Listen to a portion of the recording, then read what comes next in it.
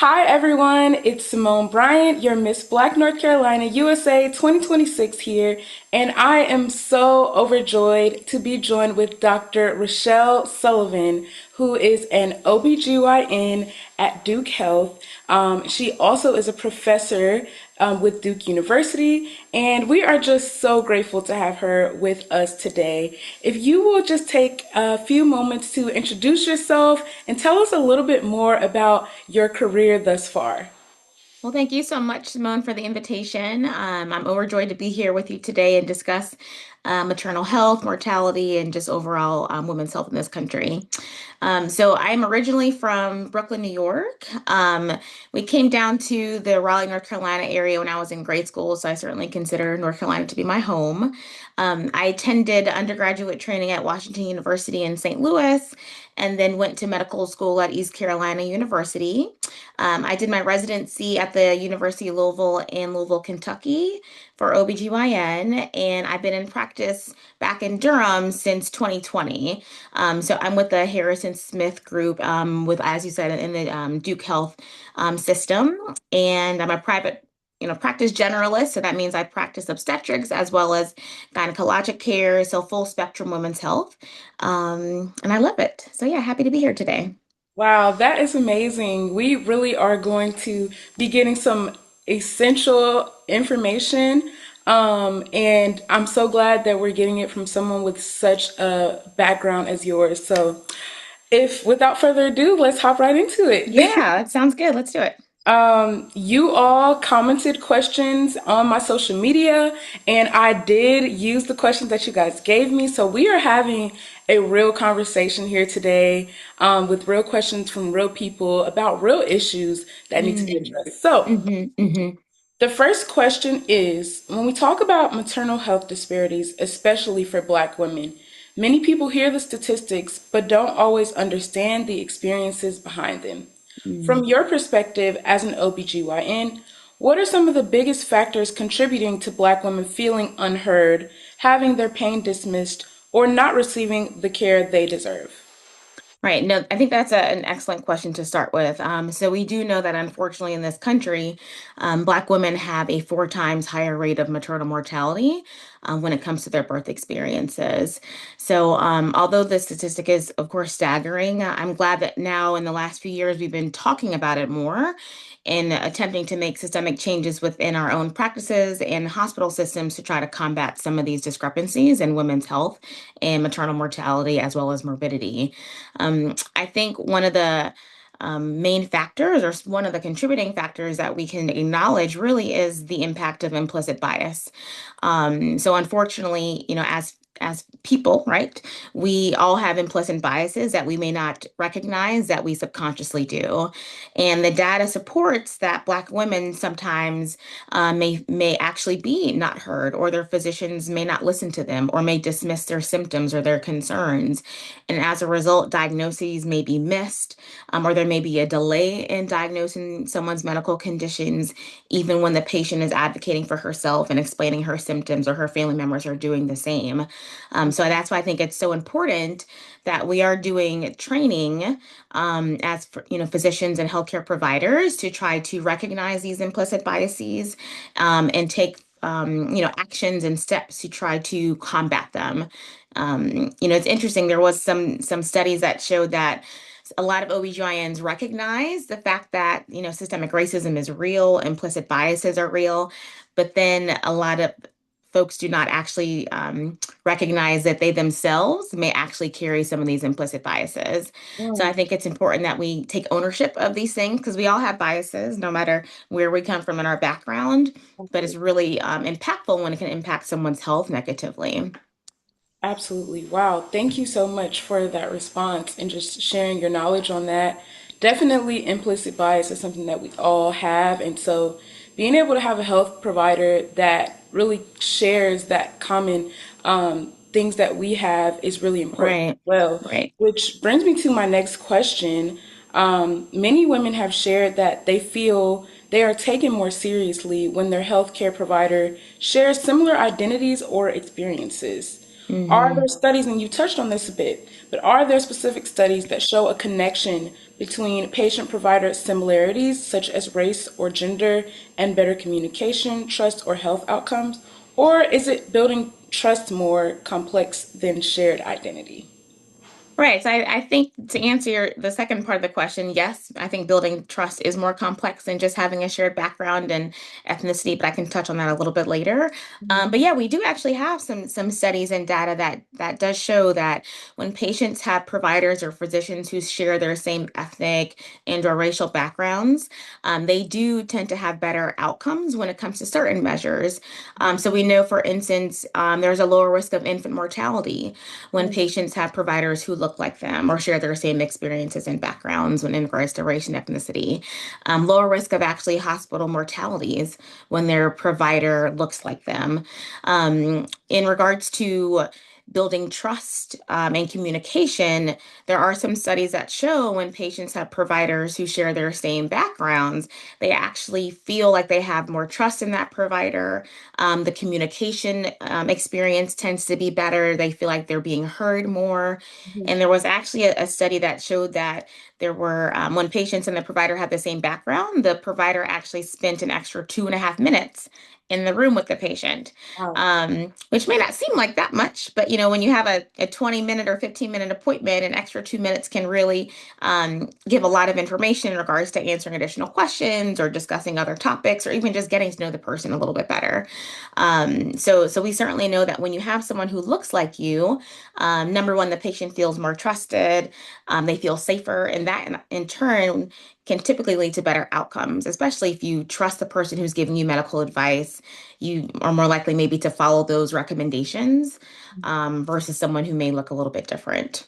But kind of going back to the second part of your question, is building trust more complex than just race? Absolutely, because you can certainly have a provider that looks nothing like you, may have a completely different background and experience, but cares about you implicitly, is understanding, is empathetic, and what they may want the best for you.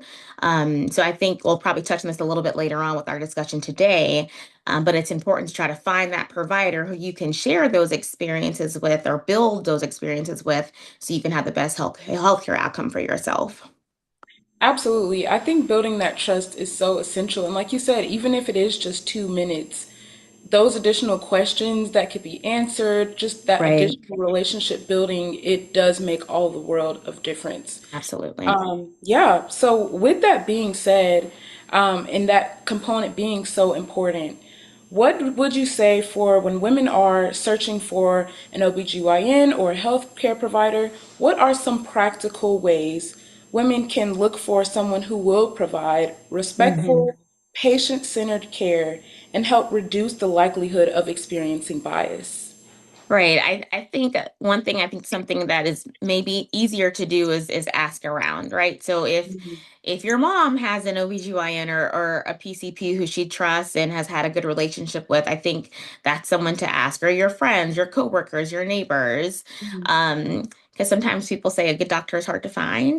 Mm-hmm. So, asking around to those who may have already had those established relationships to see if those providers are taking new patients, I think that's a good place to start. Another option too is, if you reach out to your insurance company, they'll be able to tell you which providers or physicians are in your network. And then going from that list, a lot of times physicians will have like health scores or health grades that you can access online. So, as you know, probably when you go to the doctor, you may get a survey to kind of respond. And how was your experience? Did you feel heard? How was the communication style between you and the provider? So if you can access that provider's ratings, sometimes that can be helpful to get additional information to see, okay, well, what has other people's experiences been with this particular provider? And if they've had good experiences, I may be more likely to have the same experience with them. So I think that's a good starting point. And I think another option too is thinking about looking into your network. So, friends, family, like I said, extended folks, whoever you may know who has a good provider or physician, just reach out to them to see if they have any tips for what they look for in other providers as well. Absolutely. That's really interesting what you shared about the health score. That's something I bet a lot of people are not aware of and will be a really good tool for making sure that you're finding someone that is credible and qualified. Absolutely. Yeah. So to stay on that topic, I know you touched on, people that have health insurance or maybe access to a network.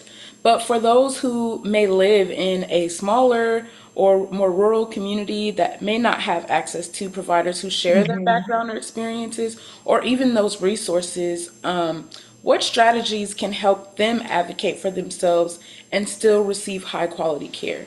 Right. So that's a great question. I think, especially when it relates to the topic of maternal health and OBGYN, we do know that there are places in this country that are maternity care deserts, which essentially means there are locations where there may be one OBGYN to service 5 or 6 counties.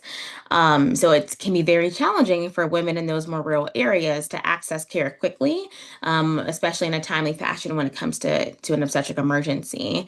So I think in those cases where you may not have a lot of options of people to choose from, or those options are limited, it's really important if you can to try to prepare whenever you are getting ready to see the physician in the office.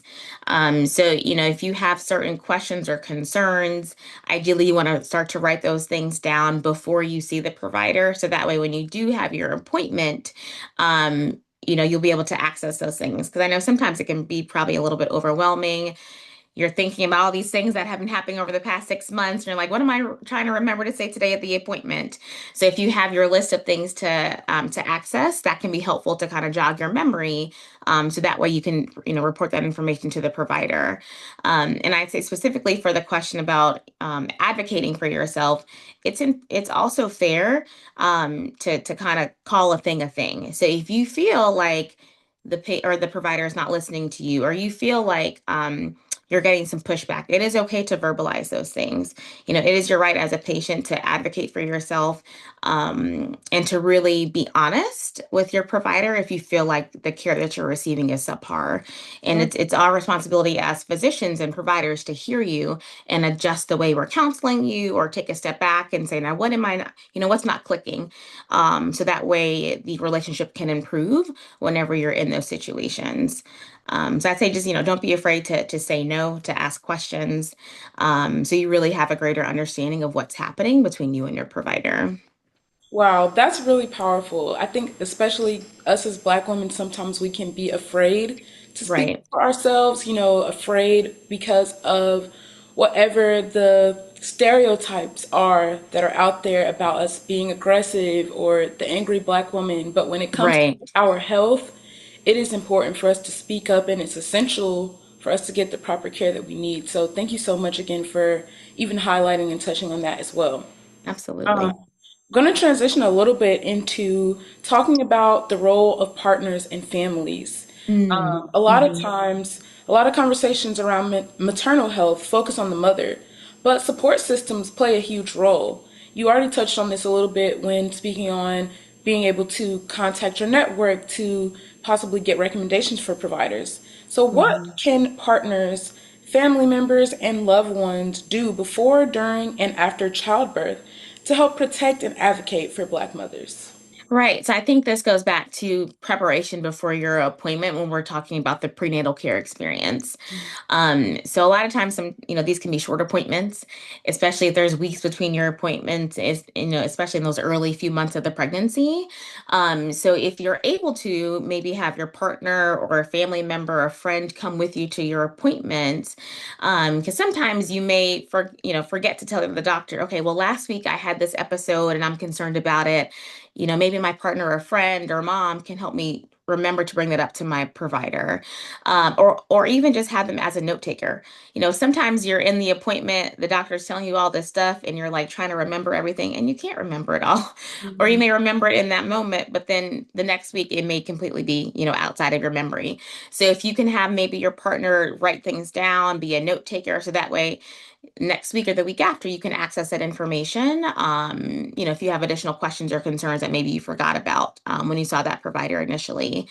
And then two, I think it's important when you're doing these prenatal care appointments, if you have a family member there with you, You may be afraid or hesitant to ask questions or, ask the provider to explain things again, but your family member may not. So they can be that person to kind of speak up for you. If you know that you're somebody who may be a little bit shy or may not want to step on anyone's toes, right, by saying anything, that's why you can have your family member as an advocate for you in those situations. And I think that also goes to the birthing experience. Um, delivering a baby is a complex and beautiful experience, but it's hard. And sometimes getting to that delivery can be very challenging if there's any complications that someone has during the delivery process, or if they're getting induced for some kind of medical condition. A lot of times there's new medications that patients may be unfamiliar with. So having someone there with you to help you kind of navigate asking questions about these things can be tremendously important. So that way the experience may not feel as overwhelming when you're in that labor and then also in that postpartum experience. And I'd say going to the next aspect is the postpartum, right? So after you have your baby, I think unfortunately sometimes all the buildup is before delivery and the delivery process, but then what happens after the fact when you have this brand new person that you have to take care of? Having your provider, your partner, family member there at your postpartum appointment can be really, really helpful too.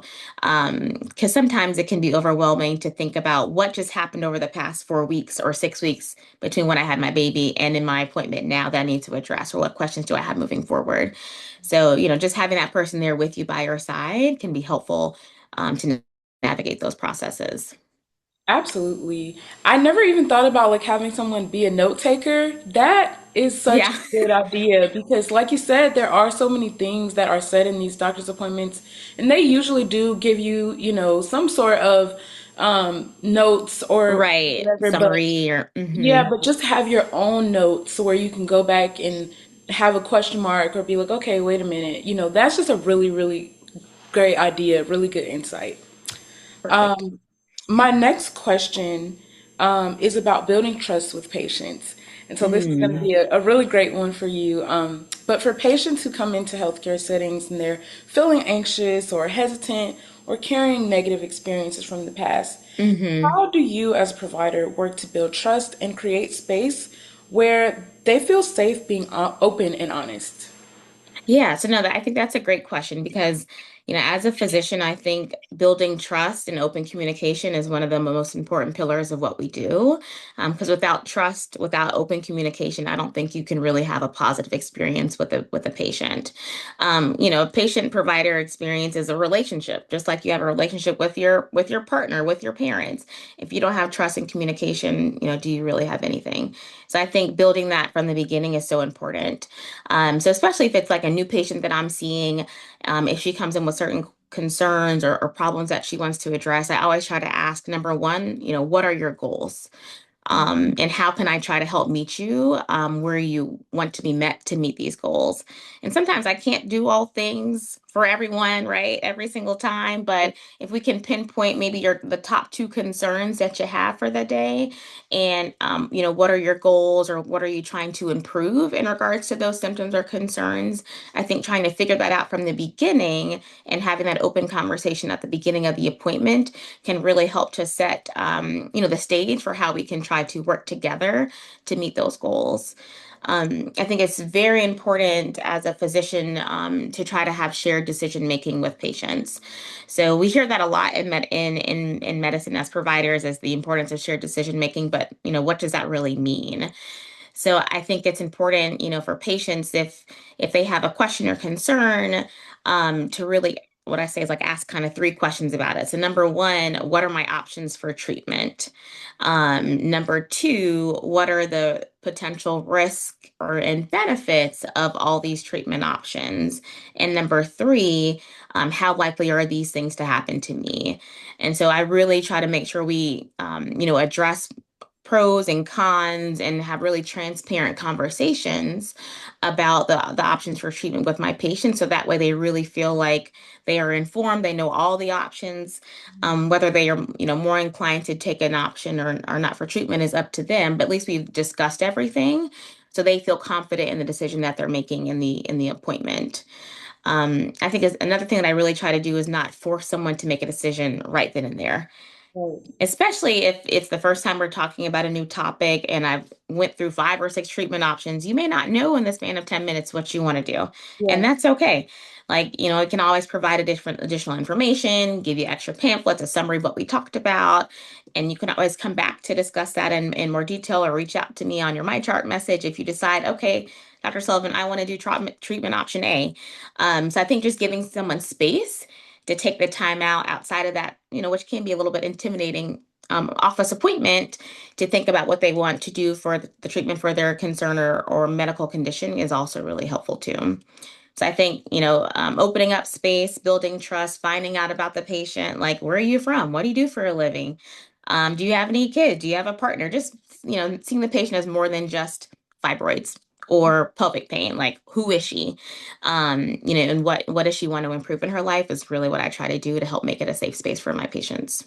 Yes, and that's really cool that you mentioned that because even in the social media conversation, I mentioned that we were having a lot of people mention just wanting to feel like a person and not a patient. Right. And Yeah. at the end of the day, we're all humans and we should feel that way with our providers. And also, what you shared too about even the type of questions to ask. A lot of people probably don't Mm, even know, like, what type of questions can I ask to really get some of my deeper questions answered. So, right. having that Right. language is so important.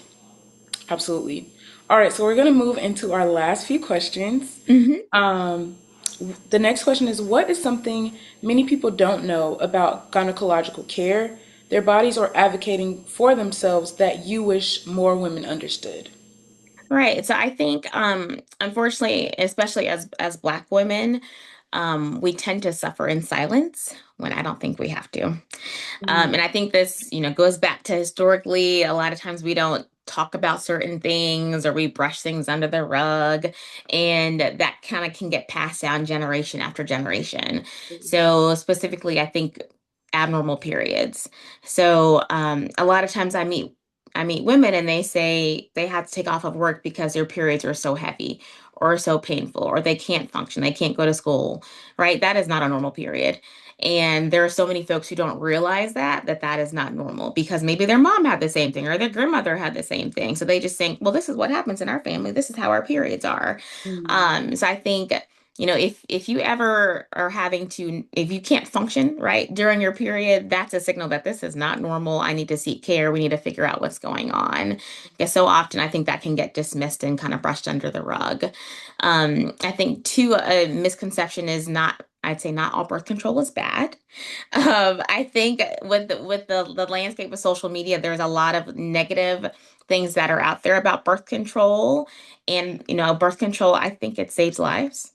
For mm, number one, it can prevent pregnancy for those who do not want to become pregnant, which we know for pregnancy, some people it can be life-threatening. So I think that's a huge benefit. But then two, it can treat so many things and not just prevention of pregnancy.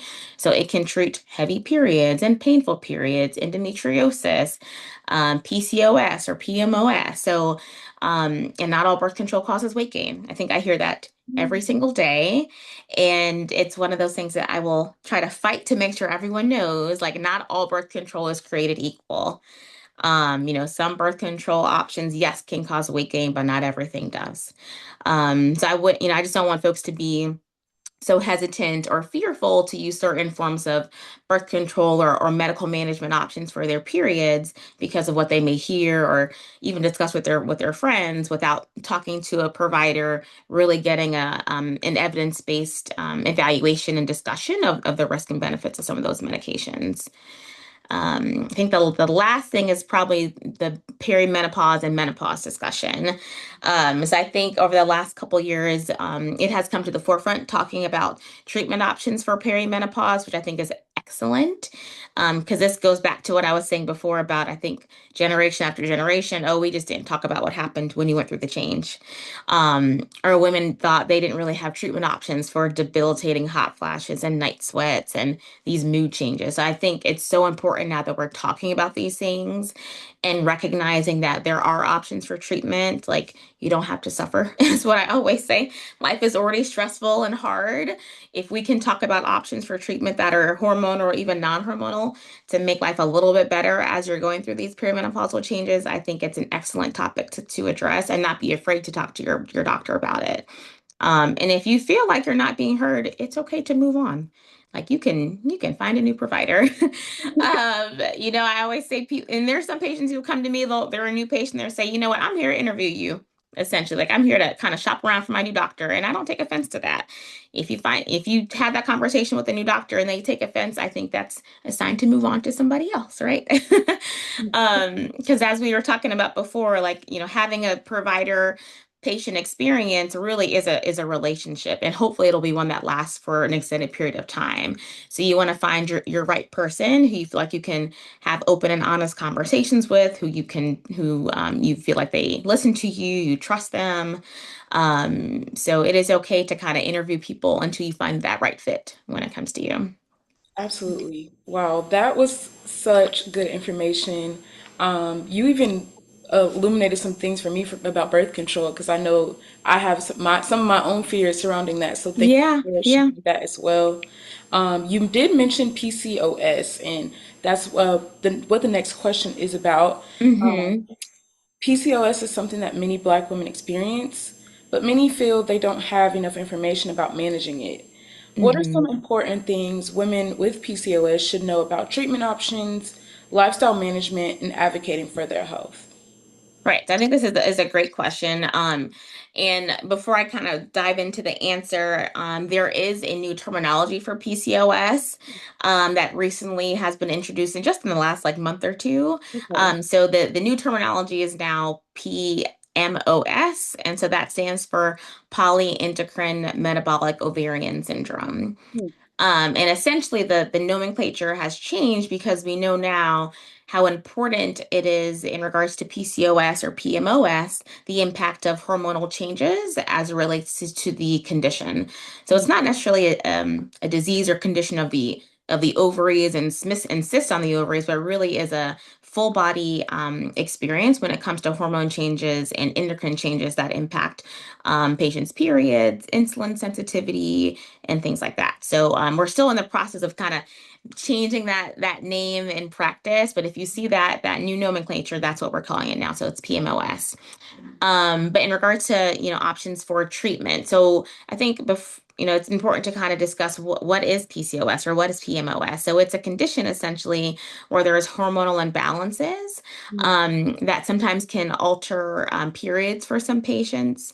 Sometimes it's very common when you have PMOS to skip periods for an extended period of time, have irregular periods that may come and then not come again for 3 or 4 months.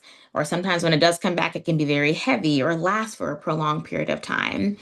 So essentially, that happens if you're not ovulating. So if your ovaries are not releasing an egg every month, that is what can impact the timing of the periods or cause one to skip their periods. So that's one aspect of PCOS, and I might go back and forth because I've been saying PCOS for years. Um, so that's one aspect. Another aspect is either elevated testosterone levels or signs of high androgens. So androgens are essentially testosterones. Mm, So that can be excessive hair growth on the face, the chest, the abdomen. Sometimes women, if they have PMS, may have thinning of the hair mm, or hair loss when it comes to PCOS. So that's another aspect. And a third component can be polycystic ovaries. So that means when we do an ultrasound, sometimes, and this is not always when you have PCOS, but the ovaries will have lots of little kind of follicles on them. And that can be a condition of having PCOS, which goes back to not having regular ovulation. So one of the mainstays of treatment options really is to help with period regulation. Because one of the things that can be more worrisome when someone has PCOS is if they go 6 months without a period, that's not healthy for the lining of the uterus. mm, So it's really important that we shed the lining of our uterus or have a period at least every 3 months to prevent any abnormal tissue from growing. mm, So if you go 6 months without a period or a year without a period, what happens is the lining of the uterus can become very, very thick. And that thickened lining can sometimes become into precancer tissue or cancer tissue if we're not shedding it or bleeding it at least every 3 months. So that's why it's so important to try to have a regular period when you have PCOS to prevent those processes from happening. So, and mainstay of options for treatment is typically some kind of birth control or hormone therapy to regulate the periods, or consider, for instance, an intrauterine device or an IUD, to help to thin out the lining to prevent any kind of precancer or cancer tissue from developing. So that's one, I think, kind of the most important aspect is like preventing essentially any precancer or cancer tissue from going, from occurring with period regulation. The second aspect we think about with PCOS is insulin sensitivity. So sometimes when folks have PCOS, they may have a higher risk of having diabetes or high cholesterol or obesity, because their body does not process insulin well.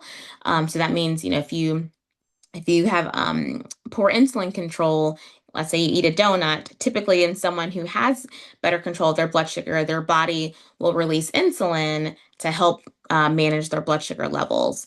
But when folks have PCOS or diabetes, eating the same donut will maintain a high blood sugar, essentially. So when you have PCOS, we worry about those things kind of going hand in hand. So, there are options for management, such as there's new data for a supplement actually called myoinositol that has been showed to help to improve insulin sensitivity, actually can potentially help with some weight loss. Which also we know can help with improving insulin sensitivity as well as losing or helping to decrease testosterone levels. So that's a good option if someone's wants something that's more natural or like a supplement to help with PCOS and it's not necessarily medication. Mhm. Um, Metformin is a mainstay of sometimes PCOS treatment. So metformin is typically a medication used to treat diabetes or prediabetes, but can also help PCOS because it can improve that insulin sensitivity aspect when you have PCOS. So those are just a few medication options that can be helpful. And we do know that weight loss is a kind of gold standard option for treatment, which is very hard though, right? It's Yeah. hard to lose weight, especially when you have PCOS. It can make it even more challenging. But we know when women can lose even 10% of their body weight, that in itself can lower testosterone levels, which can then impact some of the extra hair growth. Losing that 10% of the body weight can typically help to improve period regulation, to have more regular periods. If you're someone who may not want to be on any kind of medication or birth control. So there's usually like a multifaceted approach to help with some of those symptoms with PCOS. I guess the other thing I didn't mention is there's medications that can also lower the testosterone level. So spironolactone is a medicine that's not a birth control or hormone therapy, but it can help to lower testosterone levels if the extra hair growth is a bothersome symptom for patients with PCOS. So there's quite a few things out there for management. Okay.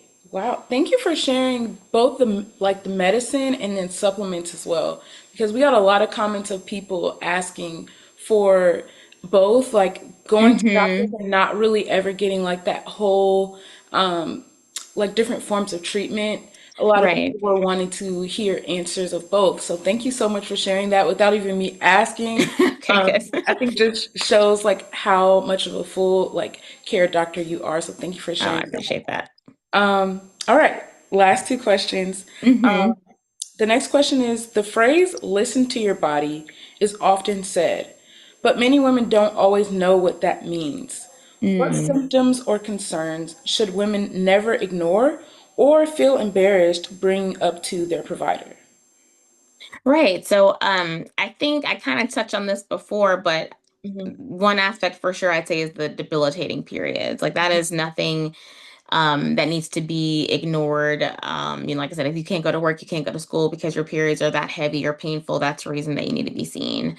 I think another symptom actually goes back to the PCOS.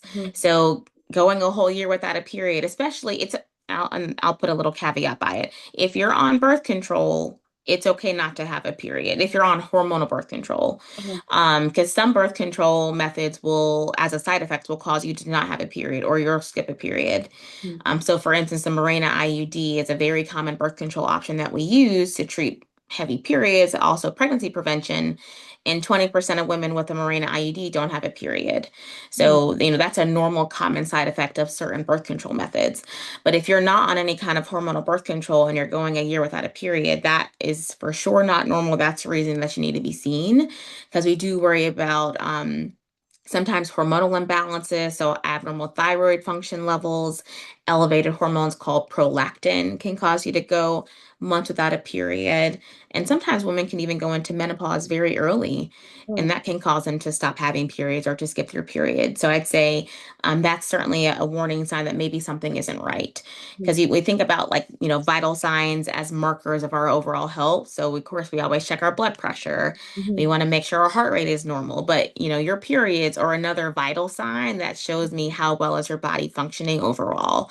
So mhm, skipping periods or regular cycles can be a consequence or a symptom of other things that need to be treated overall. So I think that's an important thing. I think pain during intercourse. I think sometimes people may feel kind of ashamed or embarrassed to talk about these things. And that's another issue that we can certainly try to dig into deeper as to why those symptoms may be happening, especially too as we all mature, when we get into menopause changes, there's medications that we can do, like for instance, estrogen cream or doing hormone replacement therapy can sometimes help with vaginal dryness or pain with intercourse. So those are things that we typically can try to treat if we can figure out the root cause of those symptoms. mm. Now, you mentioned earlier not having a period, and this was you were specifying regularly, like if you aren't on a birth control and Hmm. not having a period, that tissue can build up and be like precancerous. So, Right. someone that is on a birth control and they're not having a period, is the result not the same? Right, great. So yes, I'm glad you said that. So for instance, just taking a regular combined birth control pill. Uh-huh. So when you take a combined birth control pill, there's typically two hormones in it. There's estrogen and progesterone. So the combination of those two hormones together keep the lining of the uterus in a relatively thin balance, essentially. So for some women, the lining can get really, really thin when they're on birth control, that when their period comes, there may not be anything to actually shed out. Mm, Or the lining is so thin that maybe they just spot for a couple of days. okay. When you have those two hormones in combination, they keep the lining so it doesn't build up and become too thick or become precancerous. So that's why it's okay to not have a period when you're on a hormonal birth control, Okay. because typically it's a side effect of that medication. And I think some things too that people don't realize is when you take birth control pills, we're kind of causing a period just from the medication. Mm, So birth control pills were established, I think, like in what, the 1950s. And essentially when they were developed, they were made to mimic natural menstrual cycles. mm, So technically, when you take birth control pills, you can skip the placebo week. So typically, when you get a pack of birth control pills, there's usually 3 weeks of some hormone pills. Then the last week is usually a placebo pill week, or maybe it's an iron pill week. You can actually skip those pills in the last week, go to the next pack of pills, and not have a period, mm, and that is okay. okay. And there's even birth control pills like Seasonal or Seasonique that are designed to skip a period and only have a period every 3 months. Mm, Or there are some patients who take a hormone pill every day and never have a period. And that's okay because those when those two hormones are working together in combination, it protects the lining from becoming too thick or, causing that cancer tissue. So that's why I say it's okay to not have a period if you're on some kind of birth control, because you're probably not having a period because of the hormones, and that's fine. The hormones are kind of protecting the lining from becoming abnormal. okay. Thank you so much for clarifying that. I'm sure Yeah, the viewers will definitely be able to benefit from that as well. All right, well, absolutely. we are coming to our closing reflection question. And that is just if you could change one thing about the way our healthcare system approaches Black maternal health, what would it Mm, yeah. That is such an excellent question. I wish I could like just snap my fingers and change everything. But I think probably one of the most impactful things that we can do as a health system is really making sure that we standardize our care. be? We know that as Black women, when we come to the hospital, when we come to the office appointment, when we show up in labor, we already, unfortunately, are suffering from systemic racism of our country, and that is very hard to fix, right? That is goes back to years of discrimination and segregation and lower access to high quality education and healthcare and equal and fair housing. That we can't really change that. Right. But when we come to the doctor, come to the hospital, it's important that we treat everyone the same when it comes to their symptoms that they present with and not dismissing people. Because I think this circles back to our original first question is why are people not being heard? And it's because of implicit bias. So if we can standardize the way we treat patients when they come in with a chief complaint, that will minimize some of the discrepancies in patients have for care. So, if a Black woman shows up and has shortness of air, she needs to be treated the same way as someone else with a different background. Or if her complaint is a severe headache or elevated blood pressure, she needs to be treated the exact same way to the highest standard of care that we know that we need to do in order to prevent or lower the risk of these long-term complications or mortality from happening. So I think as a society, in regards to the obstetric society, I think we are doing better, especially at our major hospital systems. So I know where I work at Duke Regional Hospital. Even in the last 6 years since I've been there, we really are working on educating our nursing team, our physicians, improving our standardization of care to treat things like elevated blood pressure. Because without that standard care and doing the same thing every single time in the right way, in the proper way, that's when really people can have poor consequences when it comes to their healthcare outcomes. Absolutely. Well, thank you for sharing that, and thank you so much for your time. I personally Yeah. have just been so enlightened by this conversation, and I'm just so grateful that you took out the time to not only talk to me, but to share with all of the people that are going to see this, the information that you have. So many people do not have access Right. to healthcare providers, especially African American healthcare providers. And so I think just you are already doing the work of building up that trust, even just by doing something like this. It's going to be so impactful for so many women to be able to listen to you and listen to this and get their questions answered. So, from the bottom of my heart, thank you so much. We really appreciate it. Absolutely. Thank you, Simone. And I just say kudos to you and the work that you're doing. This topic is so important and it impacts, all of us, whether or not us personally, but our friends, our cousins, aunties, right? So I'm happy to be here and share this information with you on this platform. And I hope that you continue the work that you're doing because it really will save lives. So thank you again for having me here today. I appreciate it. Absolutely. Well, we hope that you have a wonderful rest of your day and your Thank week, you. and just sending you blessing in your practice as well. Thank you. I appreciate it. Thank you. Okay, I'm going to stop the recording now. Oh, wait, nope, that's not how I do it.